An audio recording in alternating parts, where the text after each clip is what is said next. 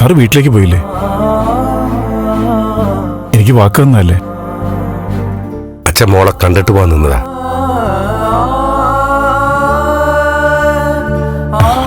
അല്ല, സാറെന്താ ഇവിടെ ഇരുന്നത്? വീട്ടിലേക്ക് കയറിയില്ലേ? ഇല്ല.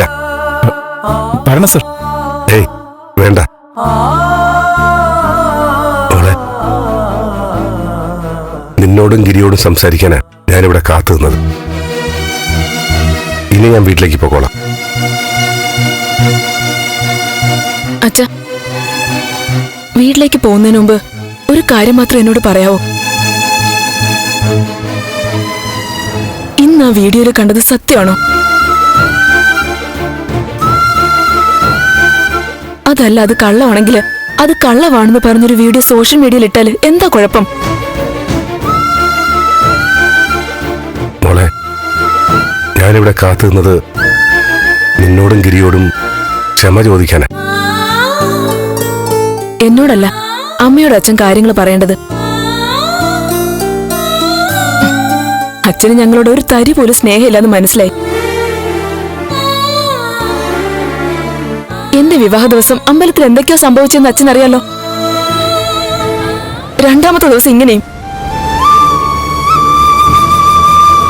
പോട്ടെ, ഒരു പെണ്ണ് മനഃപൂർവ്വം അപമാനിക്കാൻ ശ്രമിച്ചതായിരിക്കും.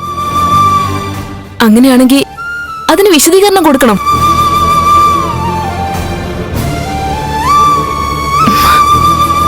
ഞങ്ങളോട് ഇഷ്ടമുണ്ടെങ്കിൽ അതല്ലേ അച്ഛൻ ചെയ്യേണ്ടത്? രജനി,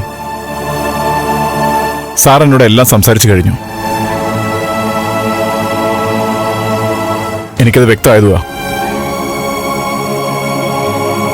സാറിന് തൽക്കാലം നിങ്ങളോടൊന്നും പറയാൻ പറ്റാത്ത സാഹചര്യം. വൈകാതെ സത്യങ്ങളെല്ലാം പുറത്തു വരും. അതുവരെ നമുക്ക് കാത്തിരിക്കാം. സർ, രജനിയുടെ ഭർത്താവ് എന്ന നിലയിൽ എന്നെക്കുറിച്ചോർത്ത് സാർ വിഷമിക്കേണ്ട.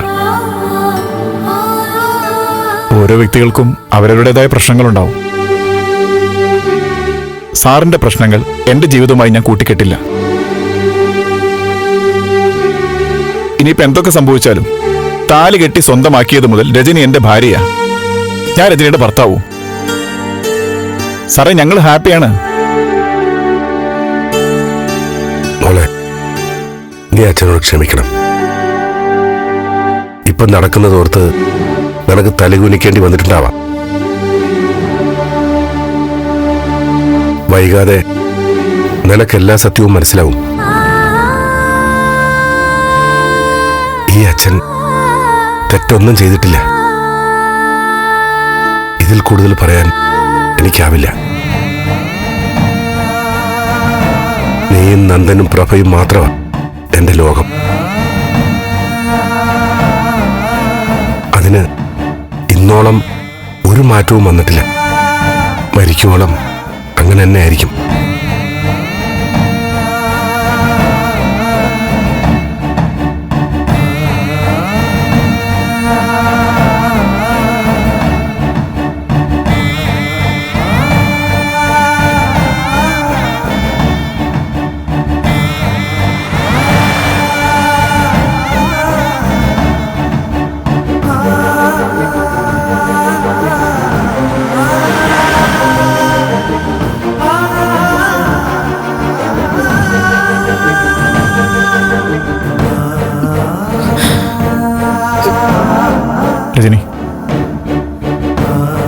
രജനി, നിന്റെ അച്ഛനൊരു തെറ്റുകാരനല്ല.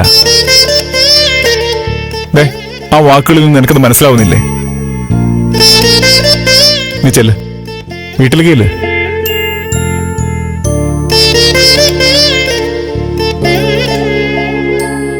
വീട്ടിലെ വിളക്ക് എല്ലാ ദിവസവും രാത്രി 8:30 ഫ്ലവേഴ്സിൽ.